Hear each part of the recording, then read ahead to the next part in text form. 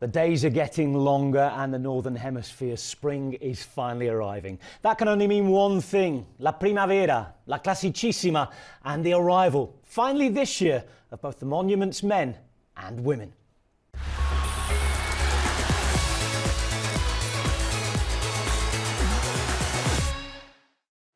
The 116th Milano-Sanremo proved to be the monument of monuments. However, it didn't seem that way early on in the day. In fact, let's be honest, it rarely ever does at the season's longest race. A rainy start proved uncomfortable for most, and an 8-man move made up principally of teams invited by the race organisers was kept well in check by Alpecin de Koenig's Sylvain Dillier. But after the Turchino came the coast road. The weather improved, and as the break was being brought back, it was time for one of the most electrifying hours of live sport that the world has seen for some time. Next up, it's Cipressa, and we're on our way. Over 5 hours of racing, it's all been building up to this moment. Tim Wellens is riding like a demon here, and look at how they're strung out. It's Narvaez, Pogačar, and it is still in third wheel Filippo Ganna, with all the eyes and the attention on Mathieu van der Poel. Now the attack comes from Pogačar. This year he isn't waiting for the Poggio. Tadej Pogačar makes his move with 24.5 kilometers to go, and it's Tadej Pogačar, the world champion, lighting it up, trying to win in the rainbow bands for the first time since 1983. Mathieu van der Poel, who decides that the best form of defence is attack, and he now has distanced Pogačar. Ganna, he looked like he'd gone at the start of the Poggio, but he is back, and he can see the prize up ahead. We have been gifted a race with Ganna now joining in that red, orange and fade to black on the left. Now then, who's going to go here? Pogačar off the back, waiting and ready to go. The meters tick by. They're all wary. They all look at each other. Here is Van der Poel who launches it. It is Van der Poel who's gone at the front. Pogačar's taken the position at the back, but can they get him back? It is Van der Poel going all the way at the minute. Van der Poel's still there. Ganna trying to come around him. Mathieu van der Poel's going to have it, and Mathieu van der Poel does it yet again. What on earth have we just seen? La Classicissima living right up to its name. This is cycling at its very best. Entertainment personified. Pure drama. And won by that monument's man, Mathieu van der Poel. A second Sanremo win in 3 years for MVDP, and the same team has now won it 3 years running. Adam Blythe now looks at how they did it. Let's have a look at these attacks then, because Tadej Pogačar, one of the only riders I've ever seen attack on the Cipressa that far out. Well, I say that far out, it's only 26k to go, but still, in Milan-Sanremo, after 250 k's of racing. This is the Cipressa that they're on now, and they came in with a plan, UAE, to dominate right from the front, as soon as he got in there. But this is the interesting part. On this bit here, you've got Tim Wellens, so he rode straight away right from the front. But if I just pause it coming out of this corner here, there is Tadej Pogačar. So you can see how far back he was, ill-positioned. He had Tim Wellens up at the front, and then he had Johnny Narvaez right behind him, about 4 or 5 back, so not in a good position at all. Tim Wellens rode on for about another 400 or 500 metres. I'm just going to fast forward this until that corner. So that was his job done. At this point here, we have Johnny Narvaez coming through just here with Tadej Pogačar on his wheel. As I said, no other teammates in sight for him. I think that's Isaac Del Toro there, but he never was able to get back to the front. Narvaez up the tempo once again, trying to deliver Pogačar as fast as possible to that ultimate attack. But you can just see already how much everyone's on the limit. No other riders really moving up and just hanging on to whatever they can be. You can see Julian Alaphilippe about 5 back, just out the saddle. The last acceleration from here from Narvaez, and this was it. 24.7 k's to go, 3 kilometres before the top. Pogačar was full gas. Filippo Ganna on his wheel. This was a monster effort by Ganna. Van der Poel behind him, but he just couldn't quite shake off Ganna. Every time he looked over the shoulder, he was in a bike distance, 2 bike distance behind him. Eventually, Van der Poel came past Ganna, got onto the wheel of Pogačar, and that for Pogačar, to me, that was demoralising. We've never seen it happen before, where Pogačar has gone on the attack like that, all out, and have someone right on his wheel. After that, if we fast forward, we have the Poggio. This is where it normally all kicks off, but we came in here, 9k to go, 45 seconds, and Tadej came in a perfect situation, right from the bottom, wanting to make it hard. But I just want to highlight this little move here. Van der Poel on the front, as we can see, but he moves across to the left-hand side of the road. The shortest way around this corner is on the inside. Tadej's at the bottom. Van der Poel will know that he has to go early. He has to make it hard from the start of this climb. So look what Van der Poel does. A look over the shoulder almost immediately to get onto the climb, and he's in full vision already. So Van der Poel making sure he can see it, respond to it immediately, and just get right on that wheel. Just try take the morale out of Tadej Pogačar, because every time he looks over his shoulder, he's going to see a Van der Poel there, just waiting, waiting, waiting. This was Pogačar's last attack, and unbelievably, which was a shock to me completely, Van der Poel went straight over the top of him. I don't know if he wanted to go clear or make a statement to him, but this for Tadej Pogačar will have been the first time probably ever within his career that has been attacked and distanced within a one-day classic. Filippo Ganna doing his own thing behind, sticking to his numbers, knowing that he might be able to make contact again at the bottom. It'd be a big effort, but there's one man in this peloton who's got an engine that is ridiculously big, and it's this man. The descent of the Poggio, just doing what he can, sprinting out the corners, and with two very, very capable descenders in that, it was always going to be difficult to make that distance back on the descent. But when they got onto the flat road at the bottom, the big power of Filippo Ganna came out, and this when he can really make inways. The two out the front, not giving it 100%, watching each other a little bit, so that made Ganna just get back onto the wheel. The interesting part for me is this sprint, and this is a great snapshot of what we've got to look at. The tactics here are down to perfect. Tadej Pogačar at the back, he's leaving this gap so he can take a run at Filippo Ganna in this slipstream and try and catch him off guard, and Van der Poel slightly off guard, so he can get that jump on these two riders. Filippo Ganna, he has got clear eyes on Mathieu Van der Poel. Van der Poel has got clear eyes on Tadej Pogačar and Filippo Ganna. So if Ganna starts to move, or if Pogačar starts to move, Filippo Ganna can see Van der Poel respond. Van der Poel can see Pogačar respond. I know there's a lot of lines there, but these tactics used in this sprint, absolutely perfect, keeping eyes on everyone, and ultimately, it was just the strongest man that win. And there is no one better than him at performing when he needs to on one singular day.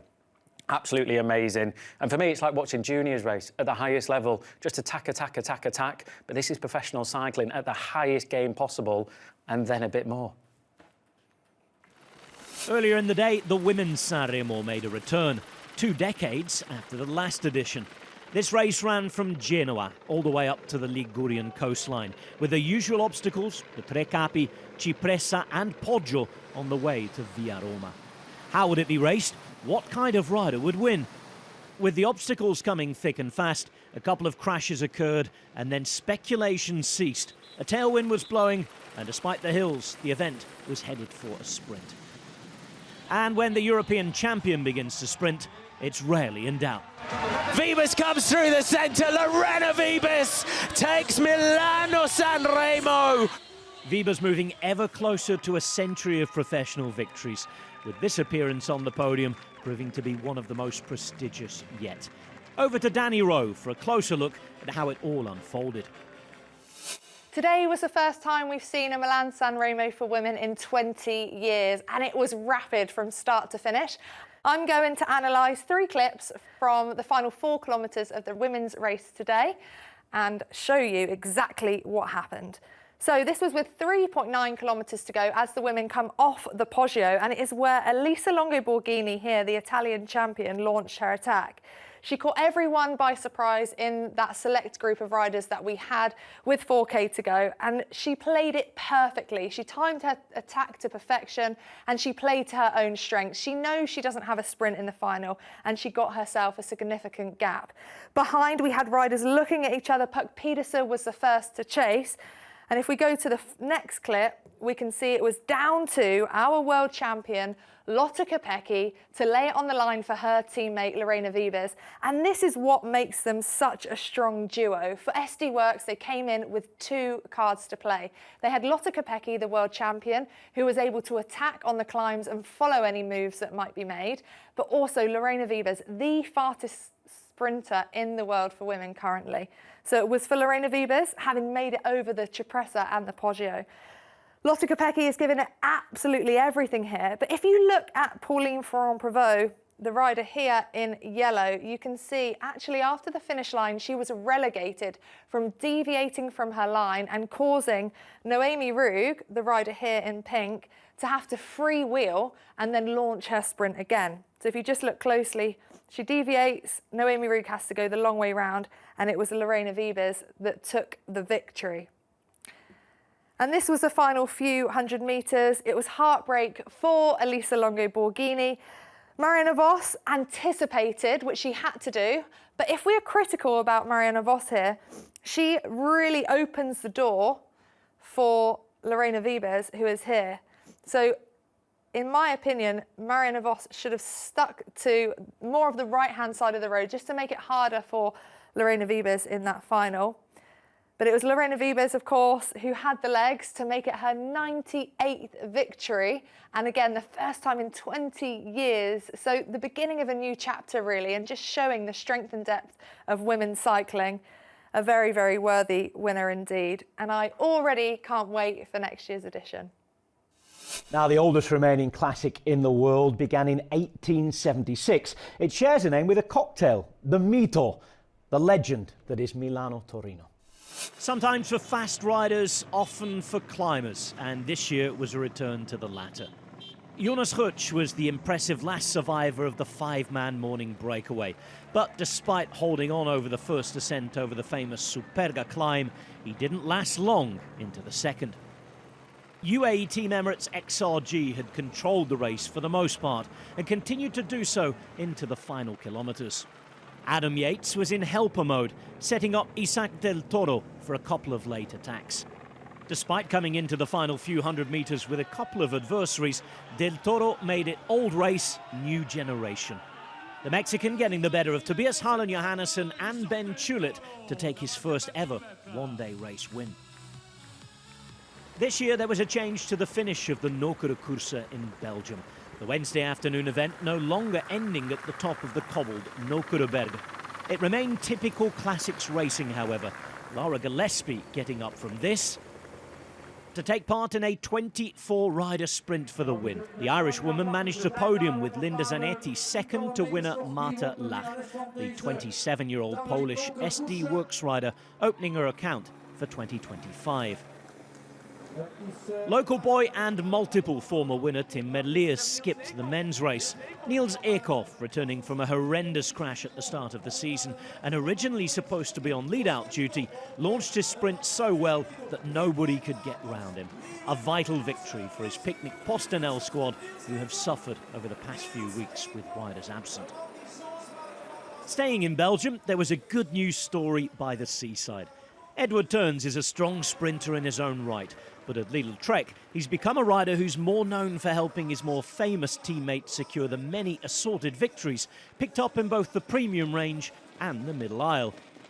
There was nothing on offer here, and he and the other riders on the attack went in search of glory themselves, with a smallish group holding off the main peloton and Turns winning the sprint. A special victory for the Fleming, who was able to celebrate with his family. The Grand Prix de Denain is an event where the second half of the race is punctuated by cobble sectors in northern France. Sound familiar? Well, don't worry, we'll get there. Only another few weeks to wait for that one. But the Queen of the Classic's little sister was won by a teenager. Mathieu Brennan has been much spoken about in the last few months. The 19-year-old is a first-year professional with Visma Lease bike, and he got the better of opponents with plenty more experience than him to take his first ever win at this level. Something tells me that the young man from Darlington in northeast England will be repeating the feat at other races very soon indeed. The Cobble Classics are on the way, but stage racing continues to ramp up. This week on our screens on TNT Sports and Discovery Plus, it's time for the Volta Ciclista Catalunya. It's the oldest stage race in Spain. Racing it, building up to the Giro d'Italia with his brand new team, is Visma Lease Bike's Simon Yates. There just came a moment where I decided, I needed a change. I was not really getting any younger anymore, but still felt strong, still felt I could do something. And I didn't want to waste any years, let's say. I didn't want to look back at the end of my career and have any doubts. So I just decided I need a team that knows exactly what they're doing. You know, in regards to racing for the GC. Yeah, they've won the Tour de France. They won all the Grand Tours. So yeah, that was my main motivation. That comparison is probably often made, but I mean, yeah, of course, I'm not against that at all. I mean, one of the main reasons I came here was to learn and to you know, see what Jonas does and improve myself. So, of course, that will be my role in certain races. But straight away, they were really happy for me to have my own chances, which is why I'm going to the Giro as GC leader there. So yeah, it's exciting times. It's a race that I really enjoy, but it's also a very complicated race. I think just the time of year, the weather changes. Yeah, it's not a predictable race, I think. So yeah, but we'll see. I mean, it's been quite close before, been on the podium before. Yeah, I'll go there with an open mind and hopefully in the best form possible, and then we'll see what happens with the change. And I hope that the different, let's call it, philosophy in training and approach. Yeah, I hope to take a step forward. So yeah, I hope to be there in all the races that I go to. But yeah, the main goal will really be the Giro, and as well, yeah, I hope to be there in the Tour de France to support Jonas. I think, yeah, maybe the what's the saying? The boat has sailed already for me to win that race. But I think to be there as a team to help somebody win there and to you know, to step onto the Champs-Élysées as the winning team, that would be amazing. So still something to tick off the list, shall we say? Of course, I will be there in the high mountains. You know, I'll stick to my strengths and I'll hopefully drive the pace for Jonas and or whatever else the team asks me to do. I'm really happy to be in a team that's you know, so strong across the board that actually, you know, we can really take on the race and dominate the race if we really want. So yeah, I'm looking forward to that. And yeah, my role exactly, I think you'll have to ask the directors, I think, because they are the ones who come up with a master plan. And you can see Simon Yates in action at the Volta Ciclista Catalunya each and every day on TNT Sports and Discovery Plus. There'll be short highlights available of all the races we do too on the TNT Sports Cycling YouTube channel. Make sure you like, share and subscribe so you can see this very Gruppetto each and every Monday when it comes out too. Now the cobbles are on the way. That means Belgium, Flanders in particular. The E3 Press in Harelbeke is the big Tour of Flanders rehearsal. That is live on Friday on TNT Sports and Discovery Plus. I'll be on commentary for that one, as I will be on Sunday for Gent-Wevelgem in Flanders Fields. A special race for so many reasons.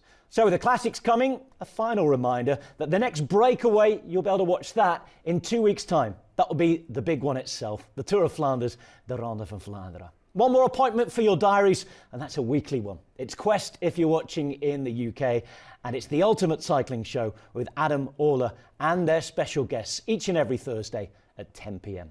For now, though, from the Gruppetto, from the nerve centre itself, it's very rare they let me in here.